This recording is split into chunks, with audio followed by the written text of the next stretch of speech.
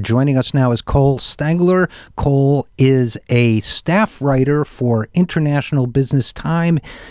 His beat is the workplace and labor issues, and he joins us now to talk about his news story. Cole, thanks for joining us. Thanks so much for having me. Absolutely. Now, listen, your story was on we've been hearing a lot about minimum wage battles lately, but your story was about a minimum wage battle in Myanmar. Tell us a little bit about what you found. So, since Myanmar emerged from the military dictatorship just a few years ago, we've been seeing some progressive reforms, some democratic reforms. Part of that is the government has trying to move towards implementing a minimum wage. There is no current minimum wage right now in Myanmar. And so they've had plans for the last couple of years to create a new minimum wage. They passed a law in 2013 paving the way to do that. And there's been ongoing negotiations for the last several months now between employers, between the government, between unions. And now that the proposal is actually on the table, and that proposal comes out to about $3.25 a day. So that's not per hour, that's per day. That proposal is on the table, and right now one of the main pockets of opposition to the proposal is the burgeoning garment export sector. So factory owners who produce low-cost, ready-made garments for Asia, but increasingly for the West, for a couple of American and European companies. So just jumping in for a second, so Myanmar, which a lot of people still know as Burma, emerging from a dictatorship, certain liberalizations, there is a move to create a minimum wage. Now, it's a low wage, extremely low by American standards. I think that it would set it, according to your piece, of what, $3.25 per day? Mm-hmm. Correct.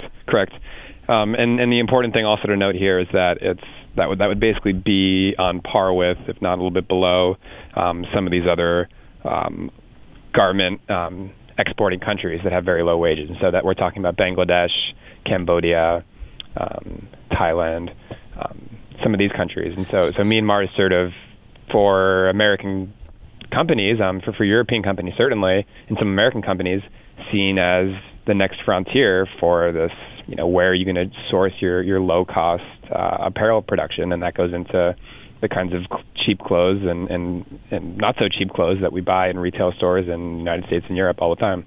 So basically, if I understand you correctly, Cole Stangler, then what Myanmar is trying to do here is set its minimum wage at the already extremely low levels that nearby countries are using, because right now they're even lower. Is that fair? Is that accurate? That's accurate to say, correct. So now, obviously, you mentioned that much of this clothing is exported to other Asian countries, presumably because it's even cheaper than the countries that surround it in terms of labor. Although I guess we don't know that for sure. But now, you said that some of these clothes are coming to the United States.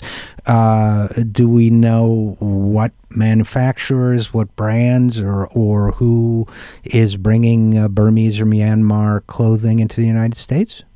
Well, right now there's currently one U.S. company that is publicly disclosed and trumpeted the fact that it signed a contract in Myanmar since sanctions went away just a few years ago, and that is Gap. Gap has contracts with two garment manufacturing companies in Myanmar. But do we know what the Gap pays, or what the Gap subcontractor pays its employees in Myanmar? That's a very good question, RJ, and I asked Gap that repeatedly, and they did not give me an answer because they say that for competitive reasons they can't disclose that fact. And so what they say is they pay a little bit above the industry average. And again, the industry average, there's varying sources to say what the industry average is. Gap says they pay a little bit above what other factories pay, but again, there's no way to really verify that. You can't verify that unless there's a real number on the table, and there is not a number on the table right now. In other words, what you're saying, or at least what I would assume, is that there's no way, really, there's no good data to tell them or us what the industry average really is there. Correct. And the other point I mentioned, too, is, and Gap doesn't even actually disclose the names of the factories it contracts with. It's not on their website. You can ask Gap to give you the names. They won't do that. H&M actually does list some of the suppliers, although I've been told it's not the most up-to-date list of suppliers. There's a few that aren't on the list yet because even they don't want to give away what factories they're contracting with because it'll be, a competitive disadvantage. So this is an industry that operates with very little transparency. So just to be clear, and Cole Stangler is reports on labor and workplace issues for the International Business Times. So just to be clear, then, I guess the Gap isn't the only company that sells in the U.S. That gets its clothing manufactured in Myanmar, right? Because H&M sells in the U.S. So are there others? So there's an Irish company, Primark, is another one. Marks and Spencer, it's another prominent European brand. And the other thing is we actually don't, I said Gap is the only one that has publicly said that. And so there may well be other American companies that are sourcing there that haven't disclosed that fact. And the other thing we're talking about here is there's always the risk of unpermitted subcontracting. So that's, for instance, an American company can go to Cambodia. I think they have a contract with a Cambodian factory. Then that factory will subcontract out to Myanmar for even cheaper wages. And this is really, in a lot of ways, some of the bottom of the barrel wages when we're talking about the race to the bottom. This is, starting pay in some of these factories is below $1 a day. So this is really where you can get some of the cheapest labor in the planet. It's also near easy to export. You're right near ports. So it's seen as a very competitive and an attractive place for these companies, as I think especially as there's more and more scrutiny on the places that these companies do source from right now. That's more public, like Bangladesh. We've seen all this scrutiny over Bangladesh, especially after the collapse of Rana Plaza. I'll point out in Myanmar, right, there is no national level building code. Not only is there not a minimum wage, there is no national level building code. So if you want to talk about safety risks, I think safe to say there are some significant safety risks when you're in a Western company going to Myanmar and signing a contract. Now we're talking with Cole Stangler about labor conditions and a potential minimum wage in Myanmar. Now, have these companies weighed in at all, H&M, Gap, or any of the others, to say that they support this minimum wage?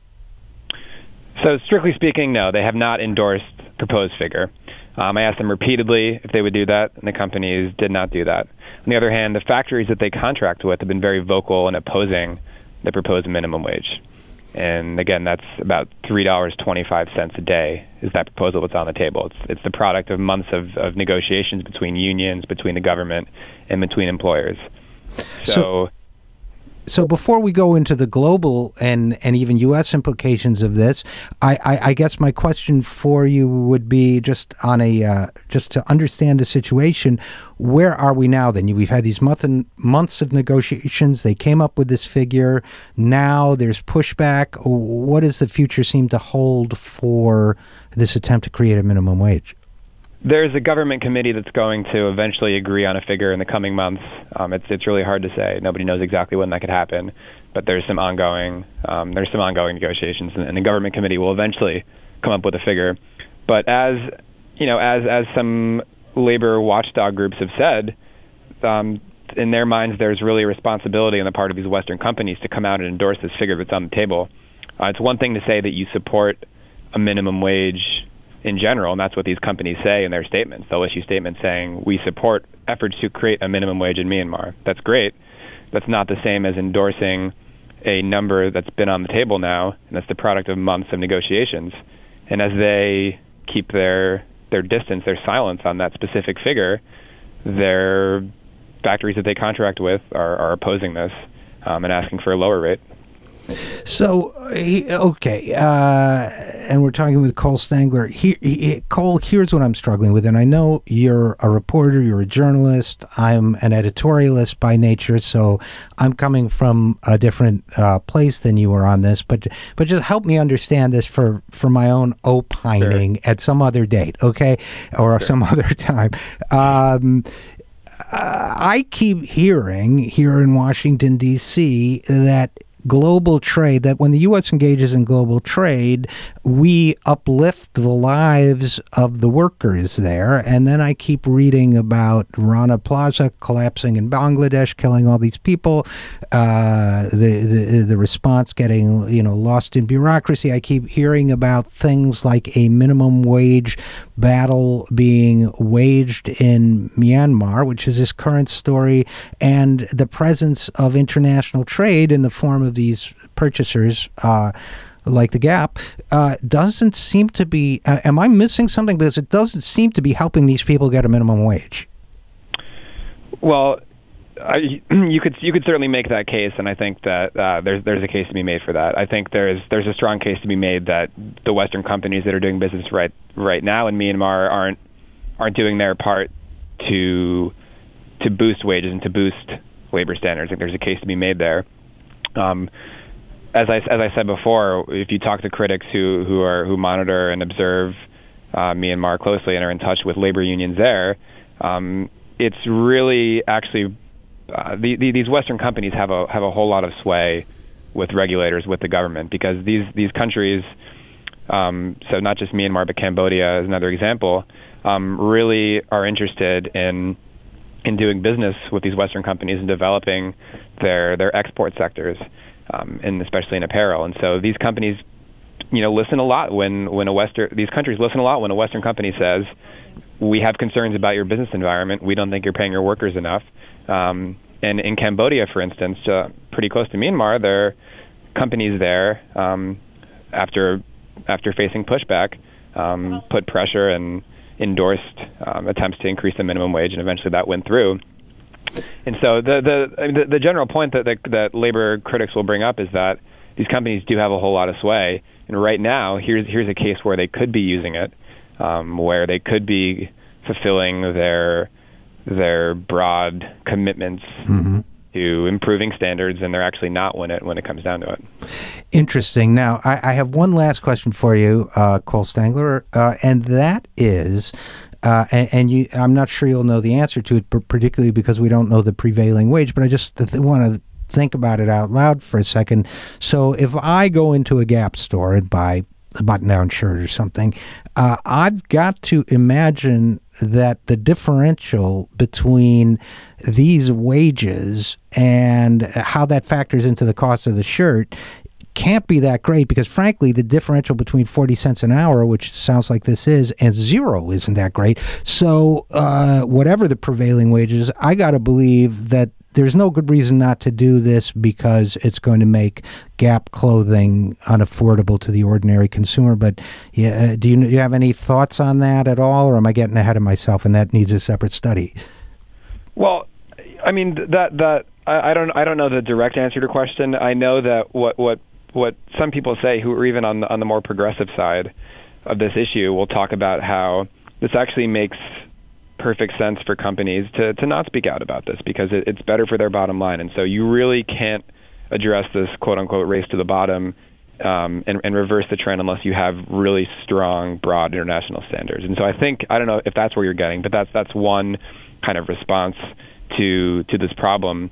Yeah. I think so. I mean, where I was really going, just so you know, is that, of course, if the Gap can save 70, and I'm just making up a number, and, I would love to see an economic study, but if the Gap can save 75 cents or $1.50 per shirt and put it into profit, they'll do it, absent pressure of another kind from their consumers that says, we don't want you exploiting the starving workers of Myanmar or wherever. So, yes, I mean, I think my point was complementary to yours. I think it was that, give all things being equal. Look, I stayed in a hotel the other night where they all do it, where they don't, that little piece of soap the size of a quarter, they only give you one by the bathtub and not another one by the sink, or vice versa, to save what must be a nickel.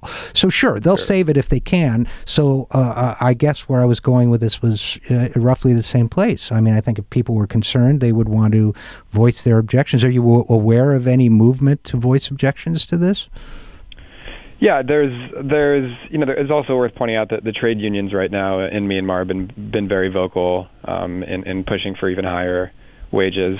and putting pressure on the government to stick to a strong minimum wage. And so I think a lot of the pushback in Myanmar is coming from the trade unions. And then it's also worth keeping in mind that it's not a safe place right now for unions to operate. And so people who talk about the garment industry, who are trying to organize, regularly face retaliation. Union activists go to prison. Well, it sounds like they get murdered by the hundreds in Colombia, and that's supposed to be protected by trade deals too. So, all right, I won't editorialize anymore. I appreciate your great reporting on this, Cole Stangler of International Business Times, and I certainly appreciate you coming on the program. Yeah, a pleasure as always. Thanks. We'll be right back after this. I'm Richard RJ Eskow, and this is The Zero Hour.